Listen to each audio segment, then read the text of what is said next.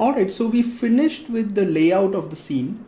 But before we start with setting up the render engine, I want to make a few minor adjustments in the scene. Like the first one being that the grid is too high, or maybe the plates are too low. But what I'm going to do is I'll just take the floor and we'll move it down, so it's below the plates. I think that's okay. And the other thing I would like to do is, if you'll notice, these things are kind of in midair, like these points here. Actually, the whole cake is sort of in midair, right? So what we can do is, actually the cake isn't, but some of the points are.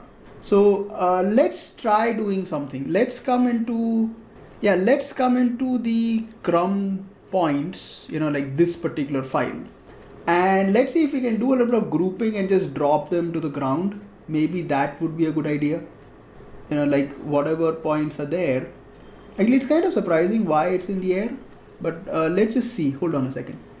If I come up, yeah, I think we need to take that entire line and just move it down a little bit. So let's do one thing. Let's just come into the crumbs, and this particular line that we have.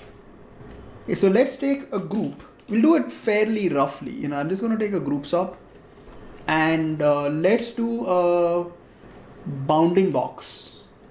Okay, we'll select points, and let's just make it big enough.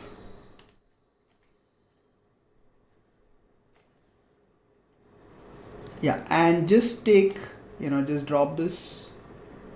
Yeah, and let's take that up. So we roughly have those points, the ones that are there in the middle. Let's see if we can adjust that. If not, it's fine. I mean, we can just move everything down. That will work too. Yeah, I think that's okay. Yeah, we got everything in the middle, which is fine. Okay, let's do one thing. Let's make a second viewport so we can at least see what's happening in the viewport, because otherwise it's a little difficult to see. So we'll just zoom in, and I'm going to lock this viewport. Okay, so I'm just going to lock this. Okay, and let's go back into the instance. Yeah, and let's take a transform, and let's take group 1. Let's move these down so they can just be inside the ground. Yeah, I think that's good enough. So these are not, so basically they're not floating anymore. That's roughly what we want. And now we're going to start setting up the render engine and the basic lights. Okay, now with Houdini 16 you do have the new material network, but Redshift doesn't support it as yet. Like, you can see the materials in the material network, but when you apply them, they don't really update. So I will show you that once I set it up. But for now, we are still going to work within the shopnet. Okay, so maybe in the future builds, it will start supporting the material network. But for this particular video, that's not happening. So we are still going to be in shopnet. So what I'm going to do is, let's start off by setting up the render engine. Okay, so we'll just come into ROPNet, and I'm going to take a Redshift custom. The difference primarily is, from whatever I can see, is whenever you make a Redshift render, it automatically makes the Redshift IPR as well, but it makes it in the global folder. Like, your global out folder is where that stuff goes. And I don't like that. Okay, so what happens, what you can do is, if you want to make it within the ROPNet folder that you have made, you create a Redshift custom. So then it makes it over there, and then you can create a Redshift IPR. Okay, so you have to just make it manually. And within the Redshift IPR, you can pick up the ROP1. So the IPR knows which render node to pick up. Okay, we're going to make some basic settings over here. So one of them that I want to do is, I want global illumination on. And for now, I'm going to keep both to brute force, because for test purposes, we are going to be using the progressive mode. That doesn't calculate the irradiance maps or irradiance point cloud anyways. So we're just going to keep both to brute force for now, and it'll be fine. Beyond that, we don't need to make any adjustments at the moment. Like, this is fine. Let's make one other change, which is, I will enable the progressive render so we can just adjust the number of passes. Usually it does 1024, which takes a fairly long time. So we'll just make it 256. That's good enough. And then you can turn it off. That's just to sort of adjust the number of samples. Okay, that's basically it. So we have our camera that's already set up. Okay, the second thing we want to do is we want to set up like one material. So let's make a shopnet, and I'll create an RS material, and we'll keep it, whitish, and let's give it a fairly blurred out reflection. Okay, so we'll increase the roughness to about 0.4. Okay, and let's just call this basic. And what I can do is I can just select everything. So select the cake, select the plate and the floor and everything in here, and come to render and assign basic. And we also need the berry. Yeah, so take the berry and assign basic. Okay, so this is done. So it'll just pick up that particular material. Now let's just zoom out, and I want 3 lights. So I want 2 area lights, like one here and one's on the right side, but slightly towards the top, like over here. So one vertically this way and one like a little over here, and a dome light. Okay, so let's take RS light. Okay, and I'm going to place it there. We'll change it to area. You can also make it from the shelves, but maybe I'm just a little old fashioned. I just make it from the tab menu. Like whatever is convenient to you, you can just work it that way. Okay, let's get the multiplier down to 10, and let's adjust the size. So I'm going to make it slightly bigger and point it, and maybe slightly taller. Okay, so that's good. And then we'll just do Control C, Control V, and I'm going to rotate it downwards, and let's just move it to the top, move it here.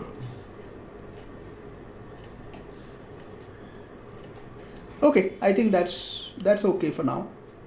And then lastly, I just need an RS light dome, so which is our environment light.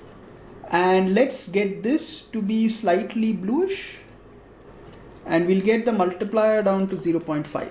Okay, so this is fine.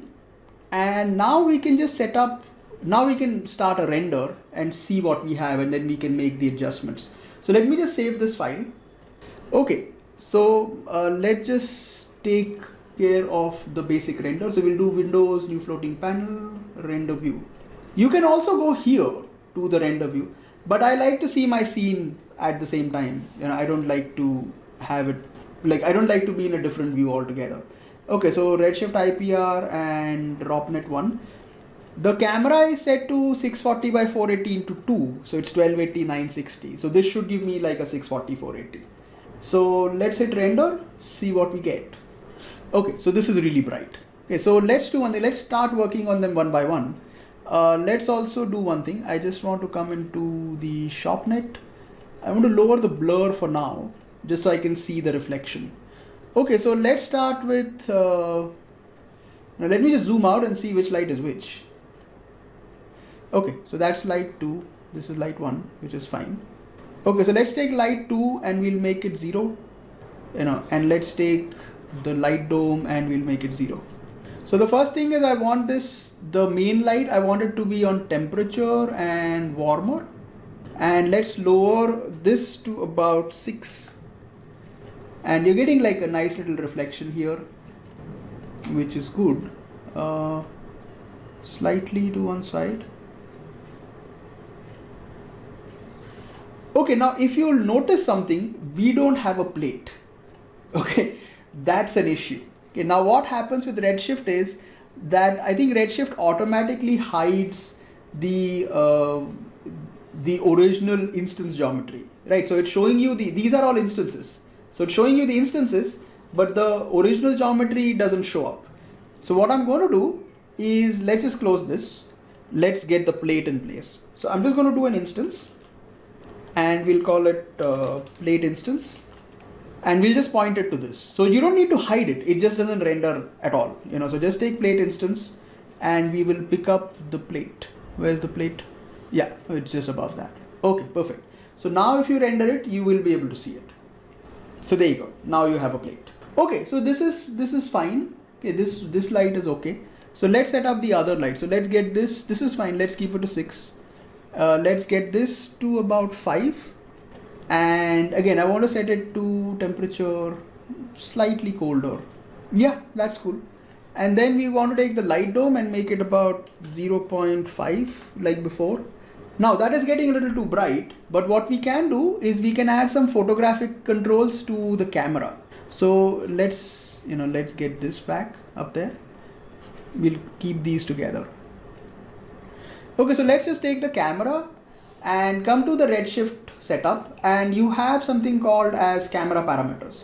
So what they do is they add like some basic exposure controls to your camera, and also additional things like depth of field, and all of those settings. So we'll just add camera parameters, and then you'll have all of these various settings. So you have like camera projection settings, you have depth of field, you can do lens distortion through an image if you want. This is primarily for matching to live action, and you have photographic exposure. So this is important. So what we do is we turn that on, and you'll immediately see that it takes care of the burnouts. So you have some basic things. You have film ISO, like the film speed, you have your shutter speed, and then the f-stop number. Okay, so if I get the f-stop number to 3, that will make it brighter. If I get the f-stop number to 12, that will make it darker. So you can do it that way. Or what you can do is like down here you have tone mapping. So currently the allowed overexposure is 0.2. If this is lower, so the lower the value is, the less brightness it will allow. Like if I take this up to 0.5, it's allowing that much more brightness. Okay, if I get it down to 0.1, then it is allowing that much lesser. So 0.1 is good. Like I like being around 0.1. If you feel later on that it should be brighter, you can take it slightly higher. That's up to you. But I think for now, 0.1 is good. Okay, we are happy with that. Okay, so this is good. This is a decent enough place to be. Let's take the other light and make it slightly brighter.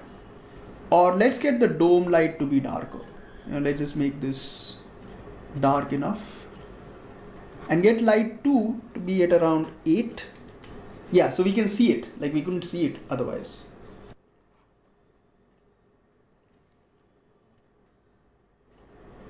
Yeah, I think this was perfect. Okay, let me just do one thing. I don't really want, actually we want reflections for now, because we also want to add an HDR in there. Okay, so let's do one thing. Let's duplicate the light dome. So we'll do Control C, Control V. So we have a second light dome. This one, we'll keep it to white. Let's do one thing. Let's turn off these guys temporarily. So this is 6 and 8. Okay, let's do one thing. Let's just select these and we will turn them off. So we don't have any lights, and this one will keep on. Or actually let's turn off the the dome light as well. So let me just do a stop and hit a re-render. And let's do one thing. Let's hide the cake and the crumbs and the sprinkles. Okay. So the reason for that is I want to be able to see the HDR on my plate over here. So let's take the light dome and we'll keep multiplier to 1, and let's pick up a dome light. So this is the one that I have. Let me just, yeah, there you go. So I can just show it to you. I'll add this with the main folder, with the main file. So where are we? Show sequences. Yeah, so I think the first one, like this is the one that I'm using. And what you want to do is just sort of rotate it a little. So the plate is getting a lot of reflection. Right now it isn't. So let's just take the light dome. We'll take Y rotation and just sort of, yeah, I think this is okay. Yeah, I think this is nice. Like 9 degrees is okay. See, so now the plate sort of picks up a decent bit of reflection. And if you want, you can make it brighter. Like we can take the gamma a little higher. Like if the gamma goes higher, it gets more contrast. That's primarily what happens. Like at 1, it feels a little washed out, and then at something like 2, it's very strong. So you kind of find like a middle ground for it. And let's get this to about 1.5. Okay. But what you want to do is, I just want this to affect specular. I don't want it to affect diffuse. So make the diffuse scale 0. So this is just for specular. And then if you get this guy back, then there you go. You have your GI and, but this one I'm going to get the specular scale down to 0.5. Let's do one thing. Let's get and let's change the light dome. We'll call it HDR. Let's get this higher. Let's get this to 3. Yeah, I think that's nice. Let's rotate a little bit, see what we get.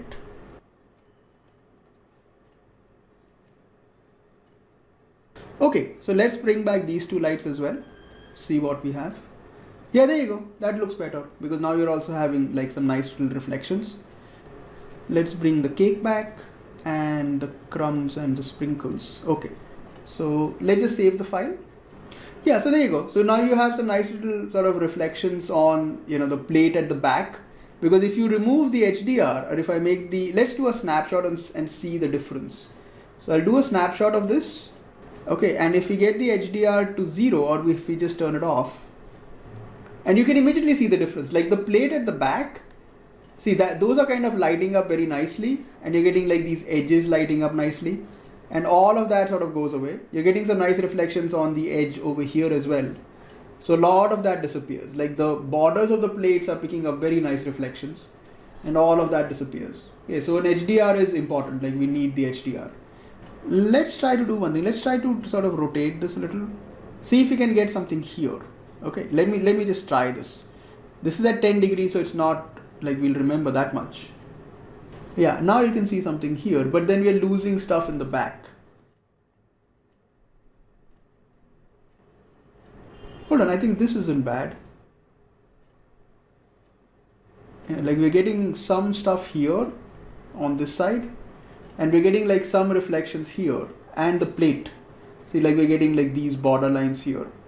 You can actually have multiple HDRs. Like I can duplicate this, and we could try that. Let's try that. Let's do a Control-C, Control-V, and let's get this to 10 degrees. So we technically have 2 HDRs. Okay, like we have one which is like we're adding HDRs on top of each other. So you have like one set of reflections coming here, and then you have a second one. Like if I turn off all 3 of these, see, you just have 2 HDRs over here. Like this one is coming more from the back. Like this one is adding more to like these ones, like the plate over there, and the other one is adding from that side. So yeah, that's kind of up to you. I don't think you want 2 HDRs. It might take longer to clean up, but I think it's looking nice. So let's keep it. It's not a bad idea to keep it. So yeah, let's render this, see what we get. Okay, let's do one final thing before we close the lesson. Is I also want to have some depth of field. So let's just set that up. I like taking care of that in the beginning itself, because I like having in-camera depth of field for this. So I'm just going to point it here. And my camera is like an 85mm lens. Like if you look at this, it's like a focal length is 85mm. The reason I chose 85mm is if you're shooting like if you're doing like food photography, you will usually use like a telephoto lens. You won't use something wide angle. So like 55mm and above is like a nice place to be. Okay, so let me just take this. Just one thing. I just want to like turn off the cake and just check this. Like just to see what we're getting. Yeah, I think this is nice. Hold on a second. Bring this to 9 degrees. Yeah, so you're getting like some amount of reflection here. Yeah, okay, I think that's fine. Okay, let's bring everything back so we can set up the depth of field. Okay, so the depth of field is fairly easy to set up. Just come into the camera and redshift camera, and you have depth of field. Okay, so we'll turn it on. The only problem is, since our scene isn't to scale, the default depth of field settings over here, like at f-stop, are not really going to work. So I tested it earlier. You want to keep it to somewhere around 0.5, okay, which is a ridiculously low amount, but that will show up because I haven't modeled the scene to scale. But there you go. See, now you can see depth of field. Like at even like a basic, like at 5.6, you won't see anything. Or at even 2.5, which from a real world standard is fairly shallow depth of field, but you won't see too much. Okay, so around 0.3 is nice. You'll get relatively shallow depth of field. It adds to this object looking, small enough. Like the cake is not, in reality, the cake is not going to be very big. So if you're going to use like an 85mm lens, you will get relatively shallow depth of field. So yeah, like this is fine. Yeah, let's do a slightly bigger render and then we can stop the lesson. So I'll just come to ROPNet, select the redshift node, come to IPR and turn off override IPR resolution. So it will then render to the full size. So we'll just render this and then we will come back. Alright, I think my focus is like here on top. Let's pull the camera a little, let's pull the focus a little closer. So let's take this. Yeah, it's over there. Let's pull it a little closer. I think that will be better. Yeah, I think now we're here, which is, yeah, I think we're here somewhere now. But there you go. This is like with 2 HDRs and all the various environment lights and the general area lights that we want. So yeah, so let this render through and I'll come back once it's done. Alright, so there you go. So this is the final render. It's not done yet, but we are on progressive, that's why it's taking longer to render. When you do a proper render, it will definitely be faster. Since you're not, because in progressive mode, you don't have irradiance maps or light cache or anything like that, so it takes longer to render. But there you go, so this is the basic render that we have, and starting with the next lesson, we will start building the shader for the cake.